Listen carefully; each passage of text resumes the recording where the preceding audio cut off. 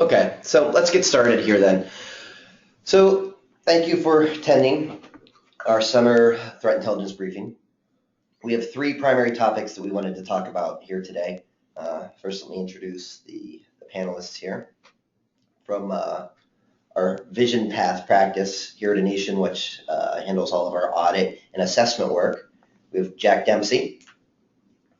From our Ring Zero practice here at Anitian, which handles a lot of our security testing, network, whether that pen testing, social engineering, etc., with James Beukelman. Good morning. And then finally, from our Sherlock practice here at Anitian, which handles our managed threat intelligence, we have Robert Cooper. Hello. So I wanted to have a mix of the different practices here involved today to provide some different perspectives on some of the changes to the threat landscape that we've seen. We have three primary topics that we're going to talk about, as well as some of the more recent events as they might apply. So we've got the OPM breach that has had continued fallout that we'd like to explore a little bit more. On a little bit more of the technical side of the house, I'm going to talk about the practical RC4 attack that was recently published and the implications of that, which I think are not fully appreciated from our perspective here. And then finally, we will talk about the fairly large increase in vulnerabilities that we've seen in various endpoint security products over the last 2 months or so. And what the implications are of these various vulnerabilities, and what does it really mean to you as an enterprise security practitioner. So I think we'll start with the OPM breach. This is a particularly salacious topic in regards to the fact that it seems so astounding that the data held by OPM, all of the classified background information, could be so easily compromised, and what are the implications of that. So, Jack, from your perspective, what are some of the things that you have? Well, it's a little concerning because it's almost cascading. OPM had access to a lot of very highly sensitive information. Everybody who submitted for a security clearance, that's the information that they breached, and that includes not just the personal information on you, but it also includes your family members. So your spouse, your kids, brothers, sisters, and then names and contact information of things like your employer, fellow employees, and your neighbors, as a matter of fact. So it included a lot more people than just somebody who put their name on that piece of paper for the security clearance itself. And it's also concerning because it's indicative of a lot of failures on government's part to protect information that they have. And not just at the federal level. Just this week, the state of Oregon data center was identified as having known serious vulnerabilities for the last 9 years. They've had 11 assessments, and they're showing the same kind of weaknesses that OPM themselves had. The Oregon State Employment Division also had a breach in the last, I think it was the last 9 months. And so it's saying a lot about government and their failure to protect our data. So what we're really talking about here, it sounds like to me, is something that you surely see a lot, and I know I do in the audit and assessment work I perform, are known open issues that are audit findings, internal assessment findings that are continuing to linger and not be effectively remediated. So, like when you said that the state of Oregon was displaying similar issues at OPM, more of what you meant was not the actual vulnerabilities necessarily, but just the kind of flagrant disregard for security advice. Like actually, they've been getting this report year after year after year saying, patch your stuff, implement best practices, on and on and on, and it's the same story every single year. They're just, exactly photocopy the last year's report. Yeah, exactly. It's almost like thing. For whatever reason, it's like they're frozen. Right. They can't get to where they need to go, and it's concerning because it could be a matter of resources, it could be a matter of funding, Mm-hmm. There could be a lot of reasons behind it. But the fact is that they're really not protecting our data as we expect them to, and as they should. If this was in business, there'd be class action lawsuits for lack of due diligence, because the government, they get a pass on that. But we do see this in the private sector as well. Yeah, exactly. Absolutely. Like, this is definitely not just a government issue. This is kind of a technology pandemic issue. Really, from my perspective here, I see some of the root causes being a failure to appreciate the risk right? I mean, it's not unreasonable to have audit findings that an organization reviews and then is willing to accept by saying, look, the cost of implementing the control is too high, the impact is low, the probability is low, your classic, risk assessment perspective to say we will accept this risk, not a big deal. That being said, obviously OPM, all the audit findings they had, if there actually was a risk analysis performed of those findings and somebody said the potential consequences here are less than securing it, are not that big of a deal, and so we're willing to accept this risk, that obviously didn't happen, or there was an egregious failure of the risk assessment process because the impact of that breach is catastrophic, undeniably so. So from my perspective, a lot of times that's what I see when I see, oh, we have these open findings, we already know it's a problem, we lack the resources, be it the staff, be it the budget, the buy-in, whatever it is. All of that to me really indicates that from the top down, there is a failure to fully realize the risk posture of the organization. Where does that lie? Is that, is the responsibility, throughout the stack, of course, people that are conducting the risk assessments, their ability to communicate the risk effectively to executive leadership.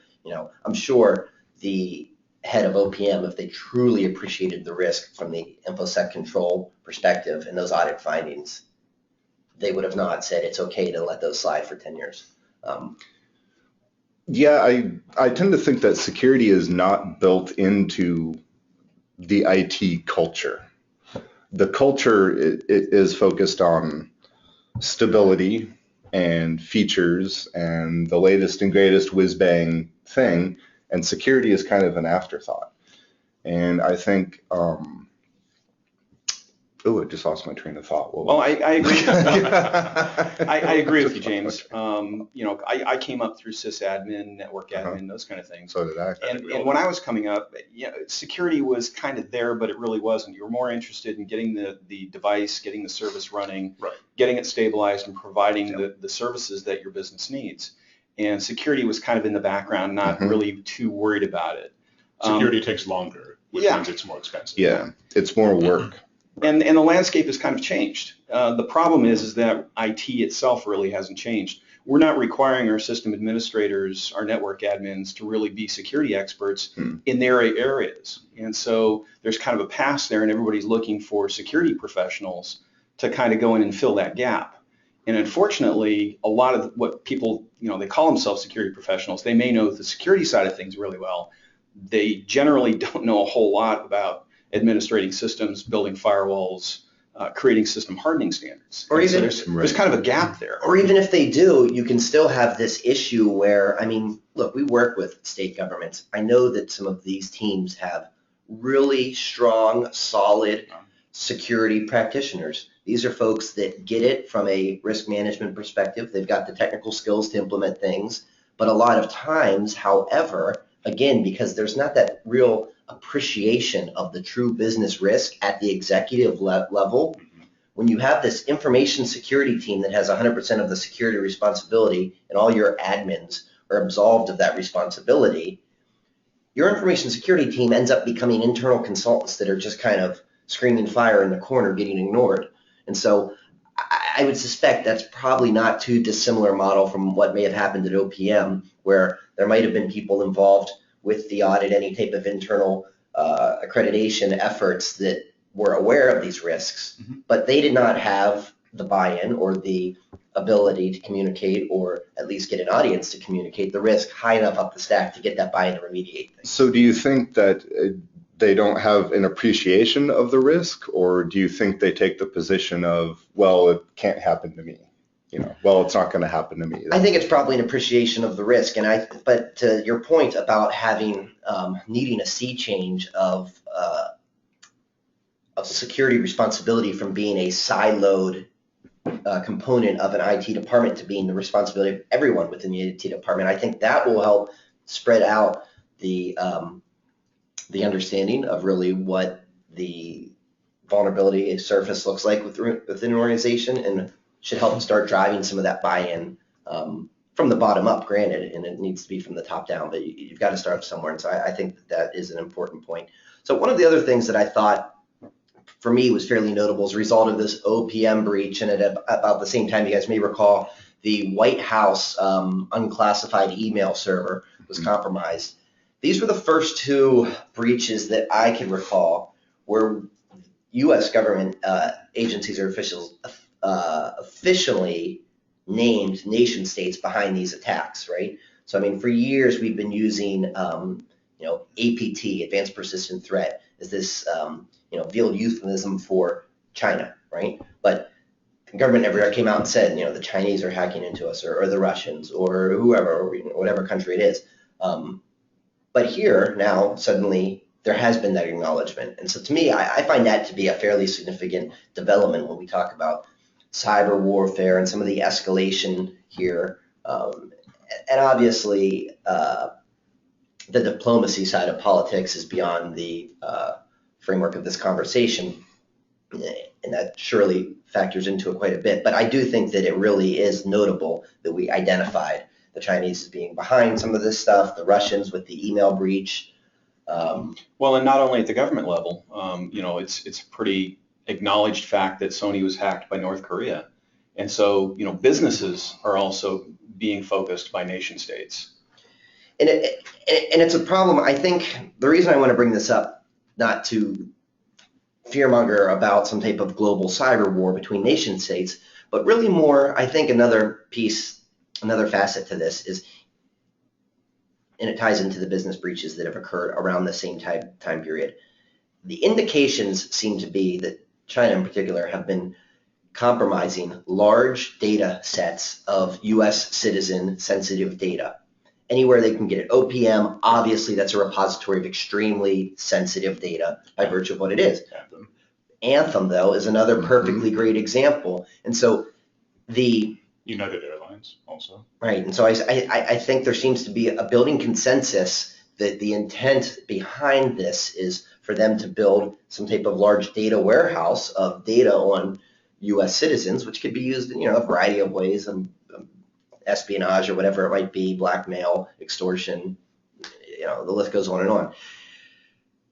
And the reason I bring this up, besides the fact that it is a fairly interesting conspiracy theory that seems to be having a lot of corroborative evidence behind it, is the fact that what it really means, though, is it starts to water down the argument that we hear so often, and I'm sure you see this on the Sherlock side with businesses that say, oh, we don't need to worry about China or Russians. We're not the U.S. government. Right. They don't want to hack in and steal our stuff. We don't have state secrets here.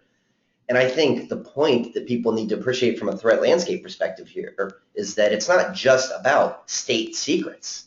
If you have metadata on actors of the state, which is basically any U.S. citizen to some degree, then that is potentially valuable to some of our adversaries. So it's no longer safe to say we can just totally ignore a whole class of attacker, the nation state attacker, if we don't have state secrets. Well, it becomes really problematic if your business has offices in China. There's a direct path into the heart of your business from that office in China. And the people that work for you in your office in China may be great people and wonderful. The problem is that their data connection actually goes through the Chinese national government network. Well, that's a great point. And another whole thing here, of course, when we're talking about China specifically, there could be nation state motivation for classic espionage activities, but the Chinese in particular, since they own all of the businesses, right, there's not really private enterprise there, certainly not like there is here. There is motivation for nation state sponsored industrial espionage. Right. So now it's not just necessarily about, oh, we don't have state secrets. Yeah, but you may have a blueprint for how to do something that they haven't invented yet, and so you definitely have to be mindful of that. But it's not even just manufacturers. Again, sensitive data. James, obviously we can't get into any detail here, but I know that you were doing a pen test recently and you found evidence of an organization.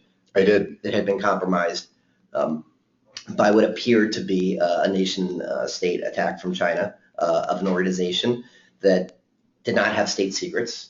Correct. They did not have manufacturing Nope. information, but they did have some regulated data about their customers, clients, U.S. citizens, that certainly could have been. We were not involved with the IR on this. We just discovered the evidence and handed it over as appropriate within a pen test, of course. But the fact is, the data they had, one could extrapolate, could certainly be useful in this master database of U.S. citizen data, even though it didn't fall into some of those categories of the blueprint for Coke, the recipe for Coke or whatever, or the state secret, the launch codes, still sensitive data. In this particular organization, honestly, I don't think fully appreciated this incident anyway, probably for that reason that, what do the Chinese care about our organization's data? But we're starting to see this pattern now that they may care about everybody's organization's data. And it's not just the Chinese, of course. They're a glaring example because they've been so active and so obvious, and they've been named now by the U.S. government. So the cat's out of the bag there, of course. But the Russians with the White House, email, and I'm sure every other government as well actively doing this. So I just think that those are a few things that we need to consider as takeaways from this OPM breach beyond the fact that there was some audit finding that were ignored for too long and obviously resulted in a breach.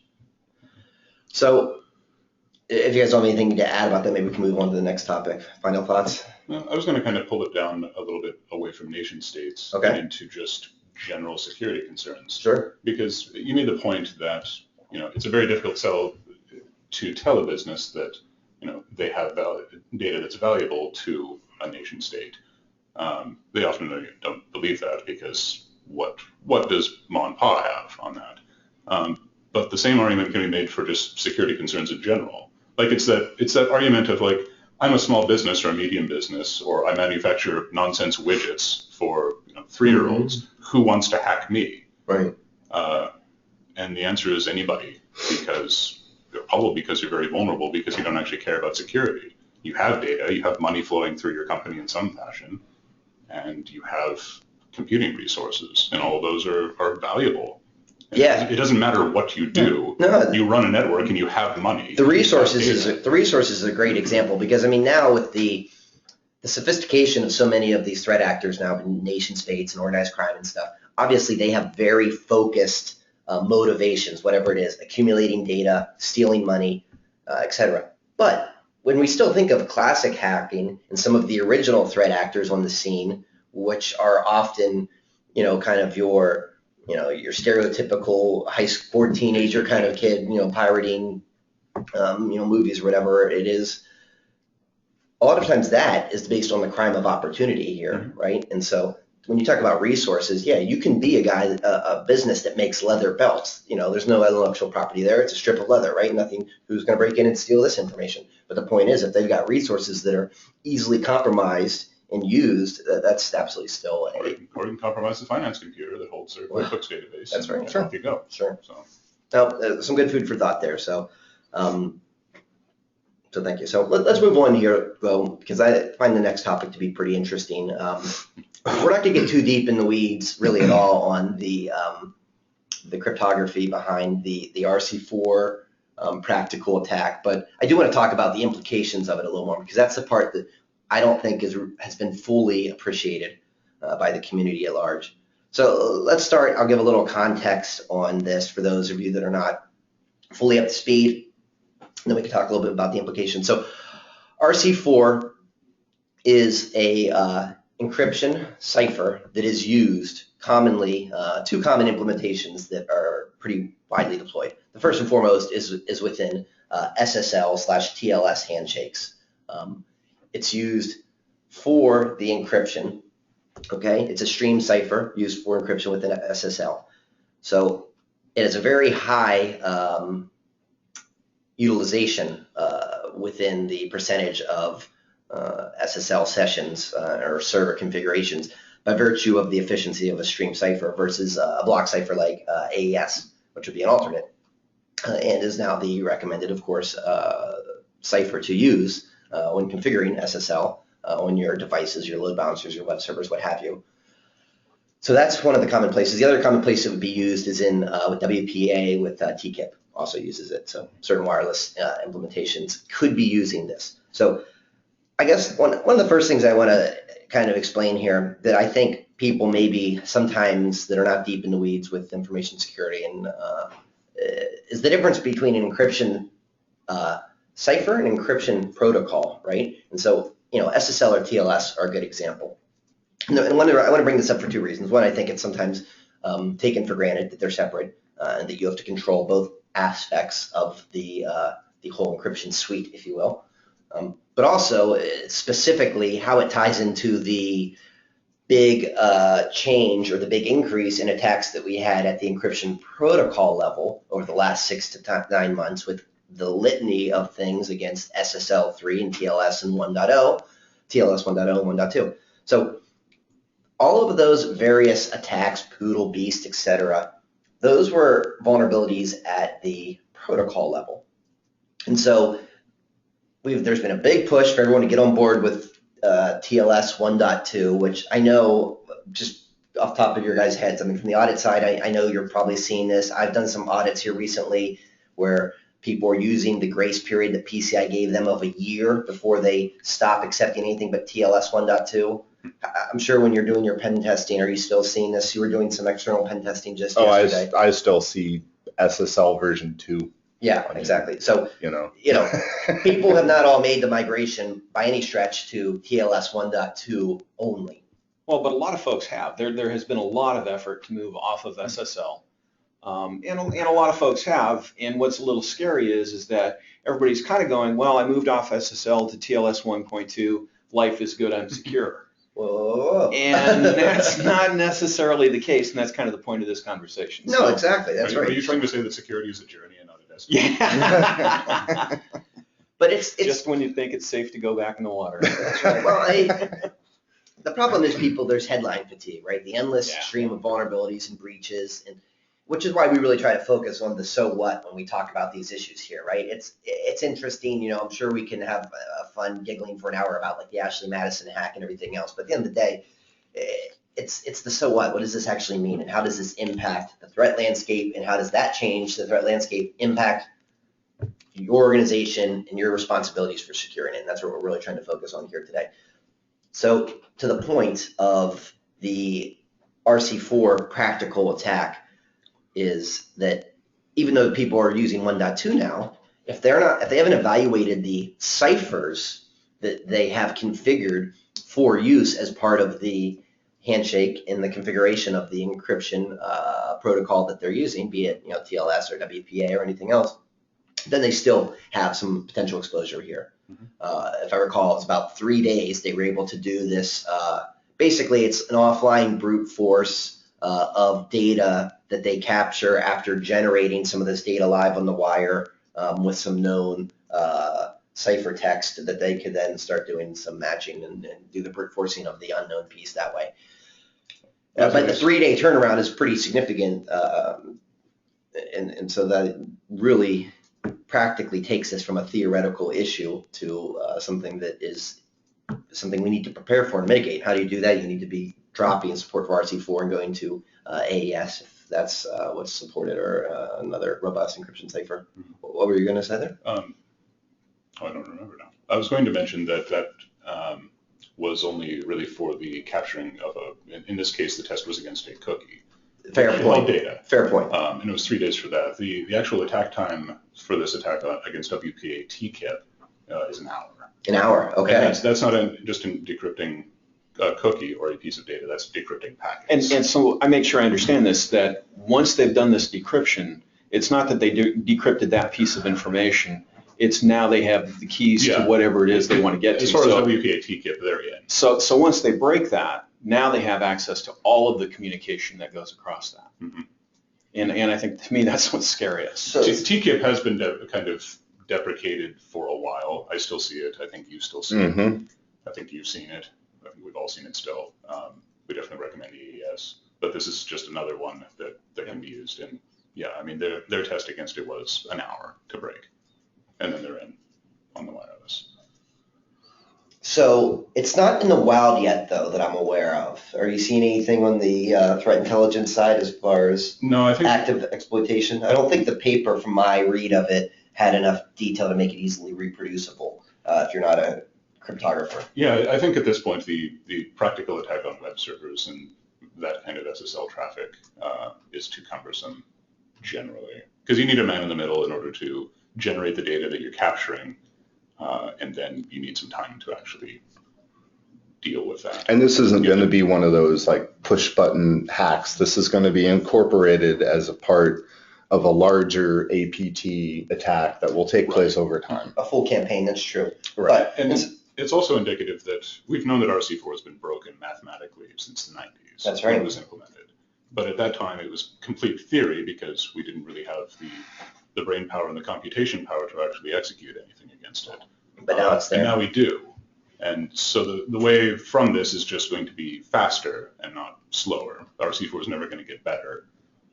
So you might as well just start deprecating it now. Yeah, following the pattern of SHA-1, really. Yeah. So from risk management, it's gone from negligible to possible. Yes. That's right. That's right. The probability is still not certain, but it's certainly higher than it was as far as the theory that not even a cryptographer was able to put in practice. Now at least we have a few PhD candidates or whatever those gentlemen were that were able to execute this and publish their results, which means that going from a practical demonstration to a easily used in the wild is now that much closer to reality. I mean, yeah, if you're talking like an APT or something with a long-term dwell, you could certainly utilize this if you've got control of a workstation and you want access to some cryptographic data that you can't otherwise get but could intercept.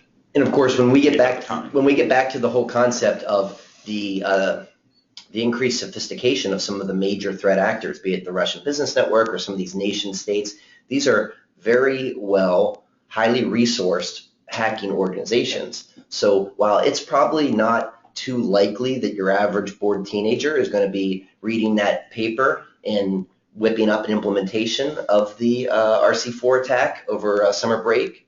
Stranger things have happened. Not impossible, of course. Of course not, right? But that being said, a lot more likely that somebody with resources. Exactly. Yeah. So I think for me, the real takeaway here is that people didn't fully appreciate the density of SSL deployments that are using RC4 and that they're now susceptible to this compromise. Well, and now TLS too. So just because you've moved from SSL to TLS doesn't mean you're safe. Right. And I was using the term kind of generically, not the specific protocol, but absolutely SSL/TLS. In the wireless being, a secondary thing as well. And it's kind of too bad with everybody moving away from SSL because of all of the attacks against it. I mean, those admins who were dealing with that remediation at the time were looking at the web server config and dealing with all of that. And they could have done the extra work to also have just disabled RC4, which is this known, like at the time it wasn't, as broken as it is now, but it was, broken. But we have alternatives that work well that aren't broken in any, significant fashion, and they could have just taken the extra time to click that extra checkbox or deselect it. Yeah. Okay. You guys have anything else you'd like to add on the RC4 piece? All right, let's shift gears to something then. Let's see, we actually have a question about this one that we could address before we move on. And so this is a good point, and this definitely speaks to the, while it's a practical implementation, there are some challenges, absolutely. One of which is any attack that requires any type of man-in-the-middle type of attack to execute or gather data or part of the overall campaign is going to be, in my opinion, and I'd like to hear your guys as well, but James, of course, doing a lot of pen testing for us, could speak to this. Man-in-the-middle attacks over the internet, routed networks, are very difficult to execute versus internal man-in-the-middle attacks within the same subnet. Sure, absolutely. True, right? I mean, absolutely. More difficult, not impossible. Not impossible. Of course, it's going to vary, organization to organization. If you have, wireless, we were just talking about this RC4, you can break that and be inside, and you can you can be man-in-the-middling all kinds of fun stuff. Man-in-the-middling all kinds of fun stuff, and you can do it from out back behind the dumpster because the wireless signal reaches out there. But your classic man-in-the-middle attack of a web session on a internet-facing web server in a DMZ in some random client somewhere else on the internet and manning the middle of that session, that type of man-in-the-middle attack is very difficult to execute. Yeah, so that dramatically decreases the probability to the point, I think, of this question versus internal implementations. But, internal implementations, they're just as potentially vulnerable. I mean, I know we all like to think that our internal networks are fully trusted, but they're not. There's a lot of reasons that you could. Okay, and so I'm going to beat up on the Chinese one more time. All right. Just real quick. If you do have an office in China, for them to be man in the middle over the public network is really easy because they are in the middle. That's true. That is true, absolutely. So anyone doing business there, for example, of course, they are the internet backbone. So fair enough. And we can provide a list also to the attendees after the webinar here of the current list of ciphers that are considered robust from our perspective and in alignment with NIST's guidance and some of the other audit standards that have weighed in on this matter. So we'd be happy to do that in response to one of the other questions here. Yeah. Okay, so one of the last things we're going to talk about here today is a trend that was observed over the last, 2 months or so. This really came across Robert's desk in the Sherlock side of the house with the threat intelligence monitoring mostly, and that is this pretty large spike in vulnerabilities affecting endpoint security products, antivirus clients, as an example. Right. And it might have been just a statistical, issue because we've always had, Sure. Symantec and McAfee and so forth have issued patches since they've had software, but we saw a lot of instances of people really diving into them. Kaspersky, ESET got a very big, their AV engine got a pretty big pounding because it was trusting and malforming things that it really shouldn't be able to. And they fixed it quickly, but the amount of attention being paid to them is increasing because obviously if you've paid off the gatekeeper, then you can get into the gate whenever you need to. So that has been interesting, and I don't foresee that shrinking as we. And so how did the calculus change here? Really, I think from my perspective, the question is or the fact is that there's no reason to assume just because you have a technology that's security technology that it's not susceptible to vulnerabilities and is actually secure. It's just as vulnerable as anything else. Yeah. Right. In fact, I could think of, I'm almost positive this is with Tripwire. This was maybe a year or two ago. I was doing a lot of PCI audit work for clients using Tripwire, and the management interface that was just a Tomcat web interface had some issues with SSL configurations and ciphers and all the stuff we were just talking about. And Tripwire didn't have a workaround for it or a patch, and so people did a variety of different mechanisms to have to work around that. But I think it's a salient example of you're implementing Tripwire's security technology, but the web management interface is actually introducing vulnerabilities and thereby decreasing your overall security posture. Well, I think just by the nature of it being, and it's not just endpoint. There's a lot of firewalls themselves have vulnerabilities. Yeah. I think there's just an acceptance in a lot of cases where it's security technology itself. There's an assumption that whoever's behind that is secure and they're providing secure products. And what we're finding, and there has been an uptick recently, what we're finding is that's not necessarily true. In that you've got to pay attention to your security suite as much, if not more, than everything else on your network and in your system. I'm actually kind of surprised that this hasn't happened sooner. I mean, these antivirus suites have been out for 20 plus years, and we're only just now seeing this upswing in vulnerabilities. They've had their share of vulnerabilities over the years, but it seems like recently they've been attacked more and more, and I'm almost surprised it took this long. And I don't know if there's been a big shift in the platforms that they're developed on, or something at the software architecture level, or if it's just been this increased focus of shifting to, let's look at security technologies that were not really picked for bugs as much as some of the operating systems. James and I were just talking last night about the fact that there hasn't been much noise with unpatchable Windows 2003 server vulnerabilities after it was support was ended earlier this year. We postulated the reason is because at the end of the day, it's 12 years old now, right? And so server 2003 got beat up hard in 2003, 4, 5, 6, 7, 8, 9, 10, etc. And so there's probably not a lot that hasn't already been evaluated, already found. So all the more reason for then the bug finders to shift their focus to the next thing, which very well may be these AV clients. And even as there's that many of them still out there in use, it's not as popular now as all of the newer OSs. So sure. It's usually just running line of business applications that they can't replace. Right. And so, as the numbers go down, the interest goes down as well, and folks are more now interested in 2012. It's newer. There's going to be more vulnerabilities associated with it. And so the focus I see is actually gone on to the newer OSs. So as old as it is, it literally, I think you're right, I think it's kind of stabilized a little bit.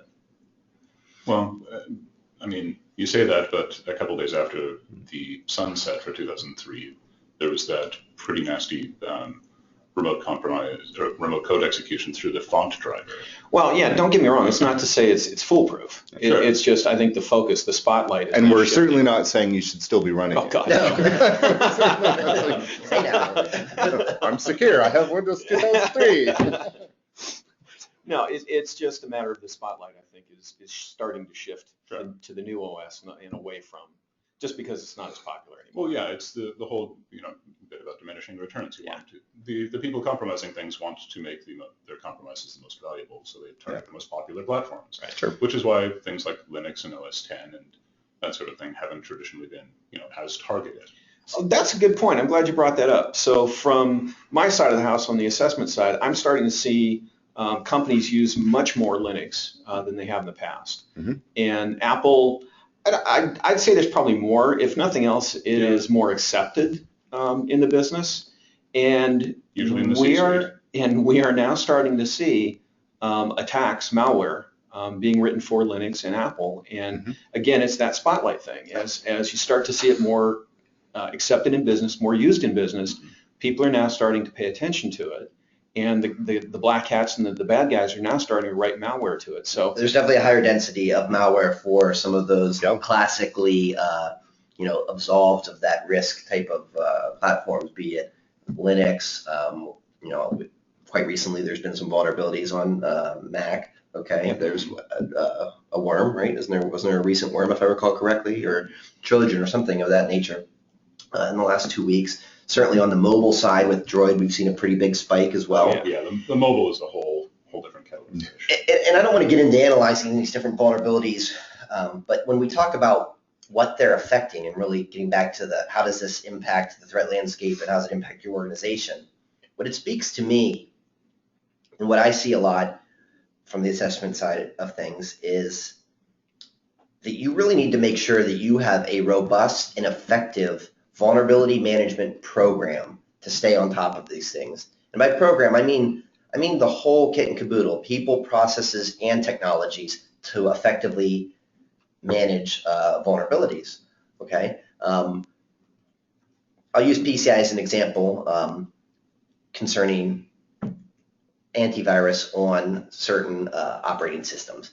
The requirement for PCI, the Data Security Standard for Credit Card Protection, for those of you not familiar, is that you run antivirus on systems commonly affected by malware, okay? And so that obviously means that you get to take a risk-based approach to determining what systems types you have are commonly affected by malware, okay? I just actually recently had an audit client that was not running AV on Linux, which to Jack's point, we've been seeing just through the years more and more, especially on the technology side of industries, e-com, that kind of thing. They tend to be pretty heavy on Red Hat or CentOS web servers and Linux infrastructure versus Windows infrastructure, which tends to be more just corporate enterprise type of technologies.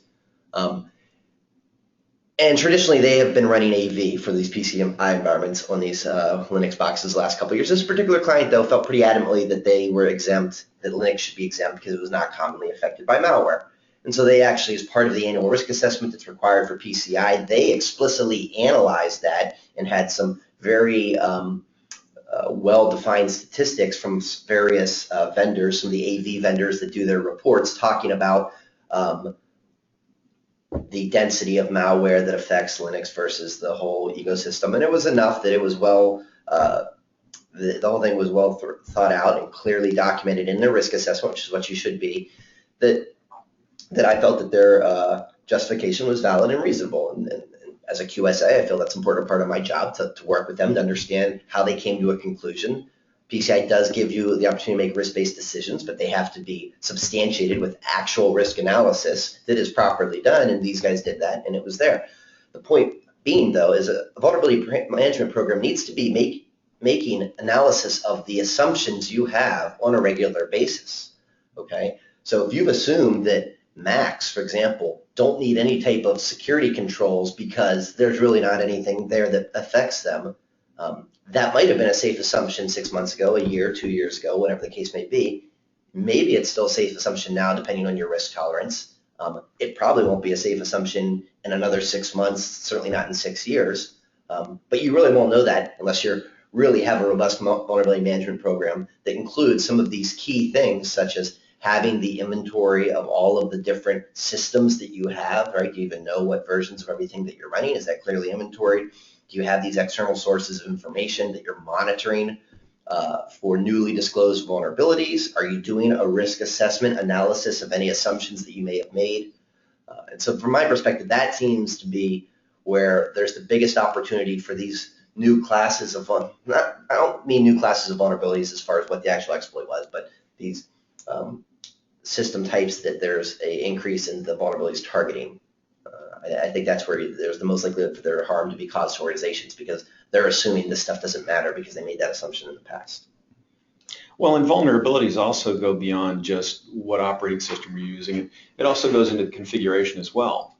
Linux may not be as attacked as a Windows environment is, but there are some very well-known configuration attacks that can be used against the LAMP stack itself. And so, you need to be flipping the switch and making it as secure as you can, whether it's a software vulnerability or an OS vulnerability itself. So even though it may not be attacked a whole lot, if you've got a big wide door there, you're just asking for problems. And just to be clear, I'm an advocate for defense in depth. Yep. Oh, yeah. 100% of the time within reason of the resources that you have. And so while the particular audit client that I just referred to there had performed a very reasonable and well-researched risk analysis of malware affecting Linux and justified why their organization was comfortable accepting that risk, and the PCI standard enables me as a QSA to validate that and accept that, that doesn't mean that I necessarily agree with it.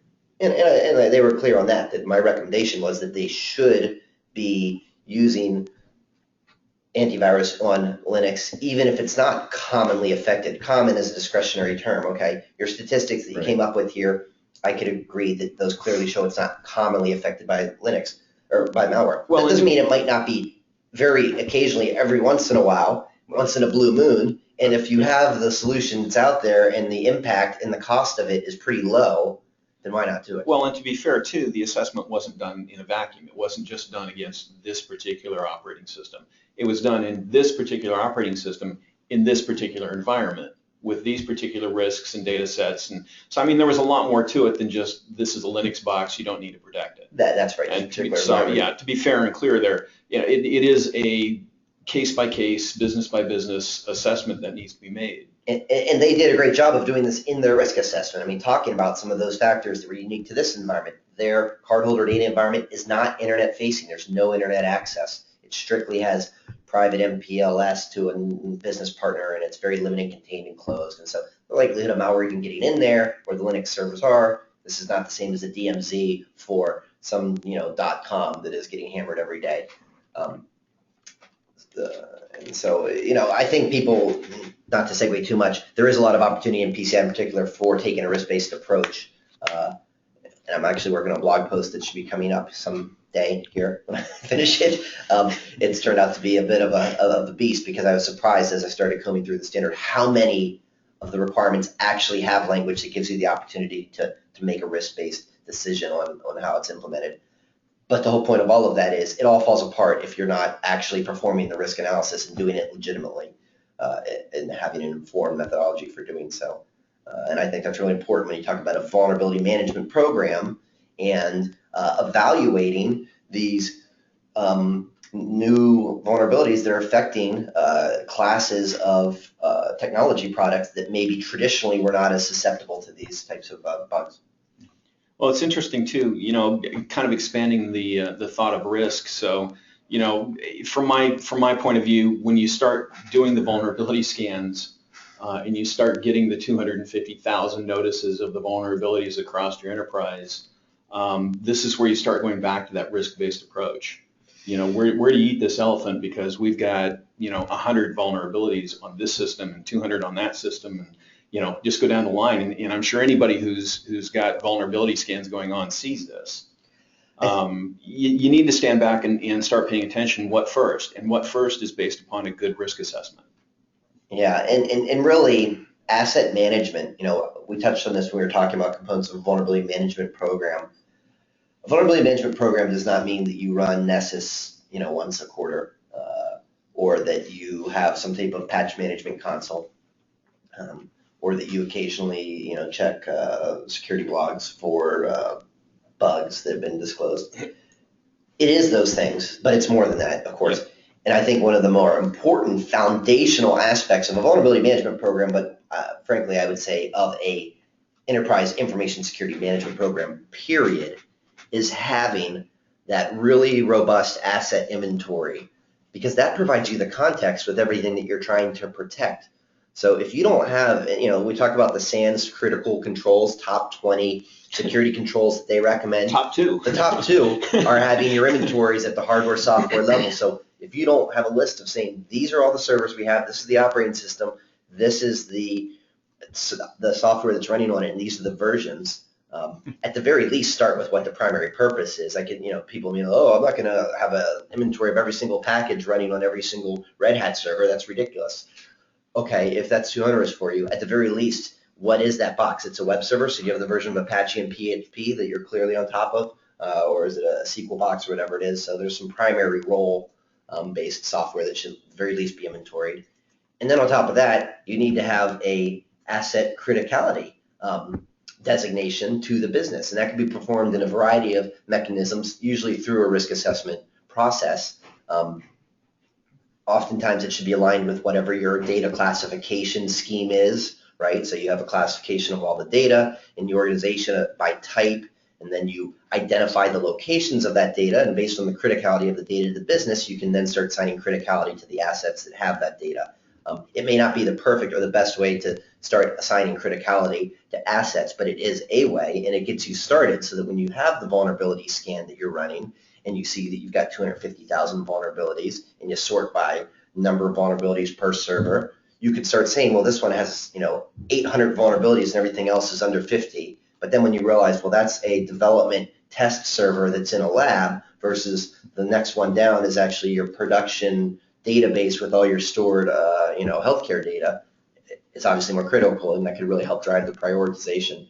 So I do think the vulnerability management program is a very important component of a general information security risk management program, but I think it's important not to overlook some of the foundational components that you need. Absolutely, and interestingly enough, it kind of does tie back to the OPM breach and the RC4 vulnerability, because if you're running a good vulnerability management program as a whole, RC4, you're going to find that, right? James, you find that when you scan? All the major scanners pick that up now. It's all marked as medium. They have been for a while. And they have been. We've been You're right. For like 6 6 months or something like that at least. Back to OPM as well.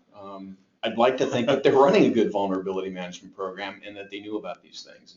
And maybe the breach was a surprise, but at least the vulnerabilities weren't for them. So, we like to do the so what and the takeaways, and for me, that's what that is in this segment is, we tied it back to the vulnerabilities for everything and how you look at them and the risk assessment that you need to do on, is this important to me? That's right. And that ties into the endpoint security products, because you even need to assess those as part of your vulnerability management. They're not a complete solution. You don't put them in place and then just leave them be. You actually need to take a look at them. That's right. You need to evaluate your firewall management.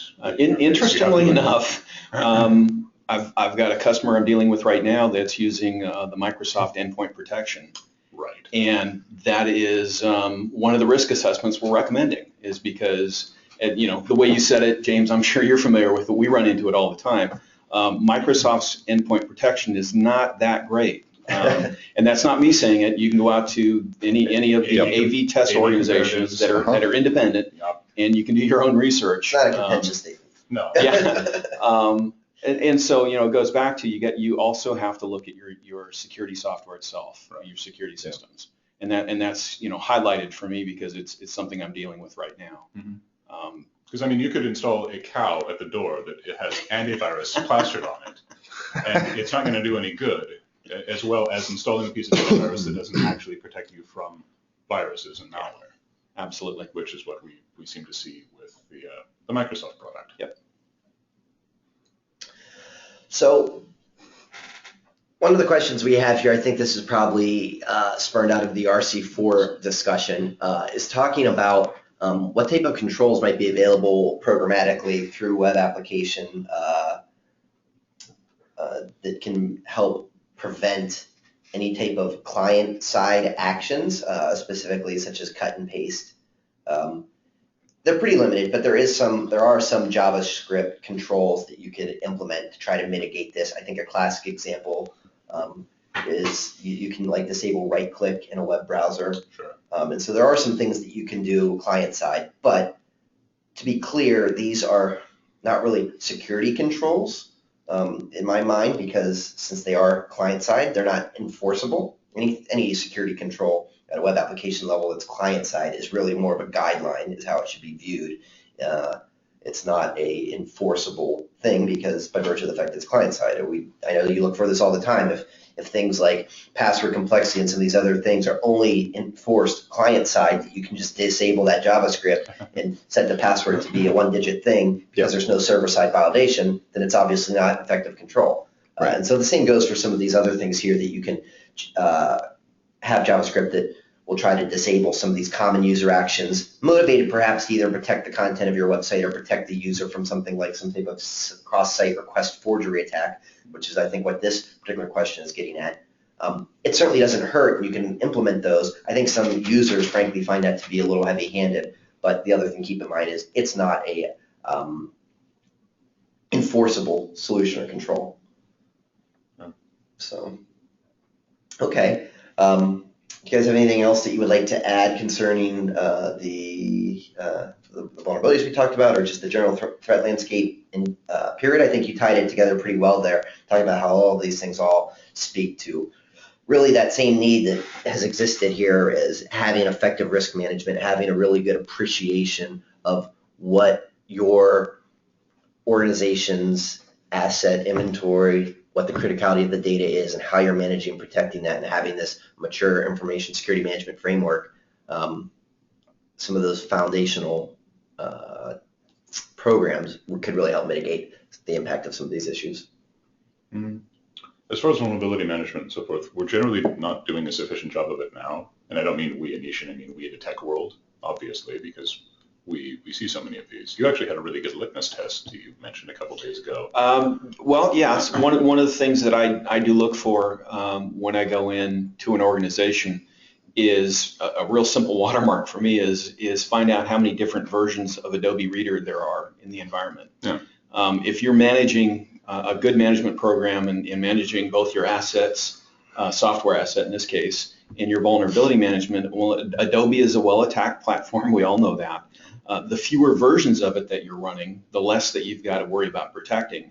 And if you're running older versions, they're known to have vulnerabilities, and so you're leaving yourself open to vulnerabilities. So for me, is a real good question on anybody is go look and see how many versions of Adobe you're running. If you've got 5, 6, 7, 8 different versions, you're probably not managing your vulnerability really well, or your asset management as far as software is concerned, because you're not updating as often as you should, and you're not limiting your attack surface.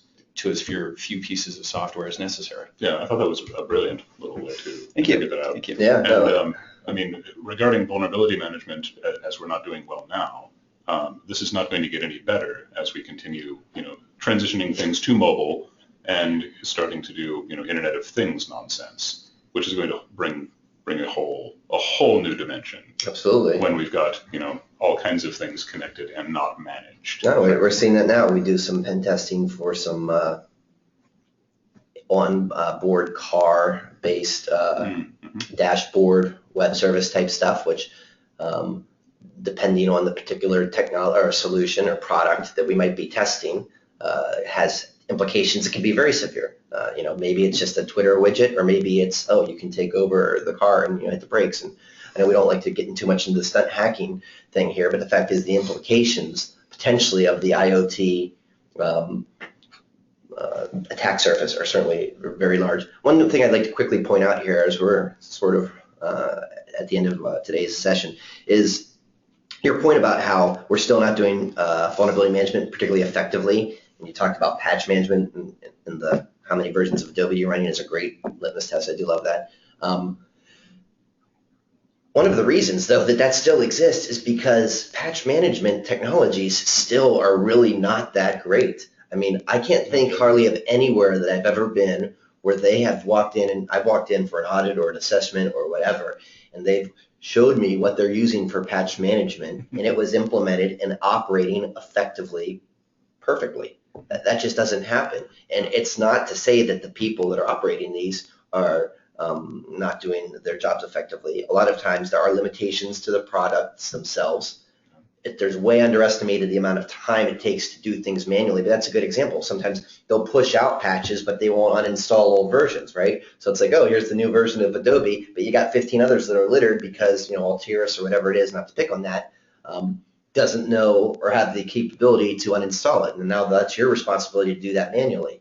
And you might not even have visibility to that fact if you don't have a good asset inventory that lets you know what all is running there. And I think we talked about this. I forget if we did on the webinar after RSA, but it was certainly an observation that we made that when we were at RSA, we didn't see a single patch management product company there on the floor. Everything was pushing their their threat detection technologies, intelligence streams, et cetera, which is obviously an exciting space in information security that's evolving pretty rapidly. But we still haven't solved some of these fundamental problems. Until we do, we're going to continue to have problems, which all the more reason you need to have the defense in depth, incidentally. To help mitigate some of those. Right, you'd be foolish to assume that if you're running a IT department or your CISO, that 100% of your systems are fully patched because you've got people, processes, and technology in place. You may have those, but the implementations and the effectiveness, I've never seen to be 100% on point personally. Okay, well, I believe that a quick question here. We are out of time, but there was a question about evaluating risk management without a SIM and log correlation product. Having simply a log management solution is definitely an important tool that has a lot of value. It's very resource intensive. You have a high signal to noise ratio problem that you may have to face. So like any other security technology, there's no silver bullet here. There's no plug and play compliance appliance or, security one shot, one kill type of toy, which sometimes that's what these things that are purchased and end up being. That being said, they certainly could provide a lot of visibility. We use them heavily in our Sherlock service as part of our inputs for data that we're analyzing, but it's not the only piece of the puzzle, right? Sure, you need to have some source of threat event information within your enterprise, and if it's all aggregated to a single log server and you have a single pane of glass for all the different security event logs, that's fantastic. It's a great first step. But in the Sherlock practice, that's not all there is to it. This is not log management service. It's not log review. You also need to have reliable threat intelligence sources, information, okay, so that you could understand what you're seeing and what might be the motivating factor behind the action, or what's the intent of the malware or the scan or the activity that you're seeing. And then finally, the third piece is you need to have the context. Okay, so you saw some scan activity, you knew from threat intelligence that this is the latest worm going around that's trying to steal bank account logins through people's browser cookies.